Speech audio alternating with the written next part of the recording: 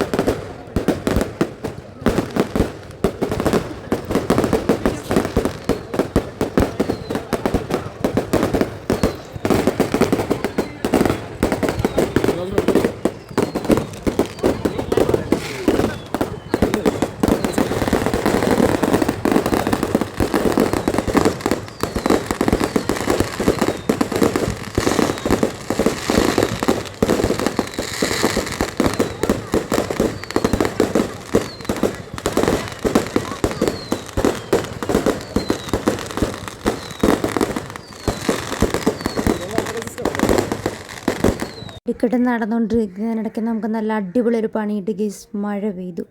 മഴ ആദ്യം ഇങ്ങനെ ജസ്റ്റ് ഒന്ന് ചാറി നിൽക്കുമായിരുന്നു. അപ്പം നമുക്ക് നിൽക്കാം എന്നുള്ളൊരു ലൈനിൽ നമ്മൾ നിന്ന്. പക്ഷേ ഓൾമോസ്റ്റ് എല്ലാവരും മൂവ് ആവുന്നുണ്ടായിരുന്നു. ഞാൻ നോക്കിയിട്ട് നമ്മൾ കുറച്ച് ആൾക്കാർ മാത്രമേ ആ മഴയത്ത് നിൽക്കുന്നുള്ളൂ.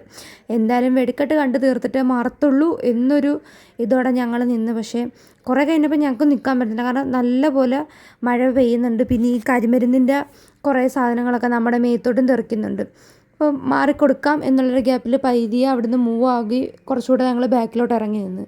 ഞങ്ങളങ്ങനെ പുറകിലോട്ട് ഇറങ്ങിയത് ഈ മരത്തിൻ്റെ അടിയിൽ വന്ന് നിന്ന്. കറക്റ്റായിട്ട് ഞങ്ങൾ നിന്ന സ്പോട്ടിൽ മാത്രം ഗ്യാപ്പ് ഉണ്ടായിരുന്നു. നല്ല രീതിക്ക് വെള്ളം തലവഴി വീഴുന്നുണ്ടായിരുന്നു. പിന്നെ കുറച്ച് നേരം അവിടെ നിന്ന് വീഡിയോ എടുക്കുന്നുമുണ്ട്, കാണുന്നുമുണ്ട്. അവിടുന്ന് മഴയാണെങ്കിൽ അവിടുന്ന് മാറി നിൽക്കാനുള്ളൊരു മനസ്സ് വരുന്നില്ല. കാരണം വെടിക്കെട്ട് കാണുമല്ലോ. കാരണം ഇപ്പം മിസ്സാക്കി കഴിഞ്ഞാൽ ഇനി ഇത് അടുത്ത കൊല്ലം കാണാൻ പറ്റത്തുള്ളൂ. അതുകൊണ്ട് എന്താണെങ്കിലും കണ്ടേ പറ്റത്തുള്ളൂ എന്ന് പറഞ്ഞാൽ അവിടെ നിന്ന് കുറേ നേരം കണ്ട്. പക്ഷേ മഴ എല്ലാവരും ചതിച്ച് ഗീസ്. എല്ലാവരും അങ്ങോട്ടും ഇങ്ങോട്ടും നടക്കുക. കാരണം മഴ പെയ്തിട്ട് എങ്ങും കയറി നിൽക്കാനും ഒന്നും സ്പേസ് ഇല്ല. ഇതായിരുന്നു ലാസ്റ്റത്തെ അവസ്ഥ. ഇപ്പോഴും വെടിക്കെട്ട് തീർന്നിട്ടില്ല. അവിടെ കുറച്ചൊക്കെ വെടിക്കെട്ട് നടക്കുന്നുണ്ട്. പക്ഷേ നമുക്ക് അവിടെ നിൽക്കാൻ പറ്റാത്തൊരവസ്ഥ. അങ്ങനെ പിന്നെ ഞങ്ങളിത് ലാസ്റ്റ് ഒരു ബലൂൺ കടയുടെ അകത്താണ് കയറി നിൽക്കുന്നത്. അതിനകത്താണെങ്കിൽ നല്ല തിരക്ക്, നിൽക്കാൻ സ്പേസ് ഇല്ല. മഴയാണെങ്കിൽ നല്ല അടിപൊളിയായിട്ട് പെയ്ത് ആർക്കും നിൽക്കാൻ പറ്റാത്തൊരവസ്ഥയിൽ പെയ്ത്. എല്ലാവരും അങ്ങോട്ടും ഇങ്ങോട്ടും എവിടെയെങ്കിലും ഏതെങ്കിലും കടയുടെ വാതിക്കലൊക്കെ ഇറങ്ങാനായിട്ട് ഈ പിള്ളേരും ഒക്കെ ആയിട്ട് വന്നിരിക്കുന്ന ആൾക്കാരും ഒക്കെ എല്ലാവരും കിടന്ന് അങ്ങോട്ടും ഇങ്ങോട്ടും ഓട്ടമായിരുന്നു. ഇതിനിടയ്ക്ക് എനിക്ക് ഏറ്റവും സഹതാപം വന്ന് ഈ സെറ്റ് സാരി കൊടുത്തു വന്ന കുറേ ചേച്ചിമാരൊക്കെ ഉണ്ടായിരുന്നു. അവരൊക്കെ മഴയായപ്പോഴത്തേക്ക് ശരിക്കും ബോറായിട്ടുണ്ടായിരുന്നു. അങ്ങനെ മഴ മാറുന്നവരെ ഞങ്ങൾ വെയിറ്റ് ചെയ്തു. മഴ ഒരുമാതിരി കുറഞ്ഞപ്പോഴത്തേക്കും ഞങ്ങളിതേ ഒരു വെള്ളം കുടിക്കാനായിട്ട് കുലുക്കിക്കടയിലോട്ട് വന്നതാണ്. ഞാനൊരു ബൂസ്റ്റ് കുലുക്കിയും പറഞ്ഞ് ജ്യൂസ് ഒരു ബ്ലൂബെറി മിൽക്കും പറഞ്ഞു. ആസ് യൂഷ്വൽ എൻ്റെ ബൂസ്റ്റ് കുലുക്കി പ്രഡിക്റ്റബിൾ ആയിരുന്നു. കാരണം ഞാൻ ഇടയ്ക്ക് വാങ്ങിക്കുന്നതാണ്. പക്ഷേ ജ്യൂസിൻ്റെ ബ്ലൂബെറി മിൽക്ക് പരീക്ഷണമായിരുന്നു. അത് പാളിപ്പോയി ഗേസ്. അല്ലെങ്കിലും ജ്യൂസിന് ഫുഡ് വാങ്ങിക്കുമ്പോൾ അത്ര ലക്ക് കിട്ടാറില്ല. പിന്നെ നമ്മളിത് നേരെ പിള്ളേരുടെ അടുത്ത് വന്നപ്പോഴത്തേക്കും പിള്ളേരെല്ലാവരും മാംഗോ ബർഗർ കഴിച്ചുകൊണ്ടിരിക്കുകയായിരുന്നു. പിന്നെ അവരിൽ നിന്ന് കുറച്ച് വാങ്ങിച്ച് കഴിച്ച്. പിന്നെ ജാനുമോടെ പ്രഹസനമായിരുന്നു. എല്ലാവരെയും കണ്ടപ്പോഴത്തേക്കും ജാനുമൊക്കെ അങ്ങ് ഭയങ്കര കളിയും ബഹളമൊക്കെ ആയിരുന്നു. അതിനിടയ്ക്ക് ജാനിക്കിതേ ഗ്ലാസും ഫോണൊക്കെ വാങ്ങിച്ചു കൊടുത്ത് ഫോൺ വാങ്ങിച്ചിട്ട് എല്ലാവരുടെയും ഫോട്ടോ എടുക്കുമായിരുന്നു. നടന്ന് ഫോൺ കിട്ടിയതിൻ്റെ സന്തോഷത്തിൽ. ആ ഗ്ലാസ് വെച്ചിട്ട് ഗ്ലാസ് ഊരിയിട്ടില്ല, അതാർക്കും കൊടുത്തിട്ടുമില്ല. അതുകൊണ്ട് ഭയങ്കര ബഹളമായിരുന്നു എല്ലാം കൂടെ അവിടെ കിടന്ന്. പിന്നെന്താ ഉത്സവമല്ലേ, പിള്ളേർ ആഘോഷിക്കട്ടെ എന്ന്. പിള്ളേർക്ക് ഇപ്പോഴല്ലേ ഇങ്ങനെ എൻജോയ് ചെയ്ത് നടക്കാൻ പറ്റത്തുള്ളൂ. അമ്പലത്തിൽ അപ്പോഴത്തേക്കും പൂജയൊക്കെ നടക്കുന്നുണ്ടായിരുന്നു. പിന്നെ അത് കുറച്ച് നേരം നോക്കി നിന്നു. പിന്നെ ആനയൊക്കെ ഉണ്ടായിരുന്നല്ലോ. പിന്നെ പോയി ആനേനെ കണ്ടു. പിള്ളേരെ ആനേനെ കാണിച്ചു കൊടുത്തു. വീഡിയോ ഒക്കെ എടുത്ത് പിന്നെ കുറച്ച് നേരം അമ്പലത്തിൻ്റെ അതൊക്കെ അങ്ങനെ നിന്ന്. ഇന്ന് നമ്മൾ പോയിട്ട് ഒത്തിരിയും ലേറ്റായി. നമ്മൾ കുറേ നേരം അമ്പലത്തിൽ തന്നെയാണ് നിന്നത്. മഴയായി ലോക്കായിപ്പോയി. പിന്നെ അവിടെ ഇരുന്ന് ഞങ്ങൾ. ഞാനാണെങ്കിൽ ആളൊഴിഞ്ഞ് സ്റ്റേജ് കണ്ടപ്പോഴത്തേക്കും സ്റ്റേജിൽ കയറി പാട്ടൊക്കെ പാടുന്നുണ്ടായിരുന്നു.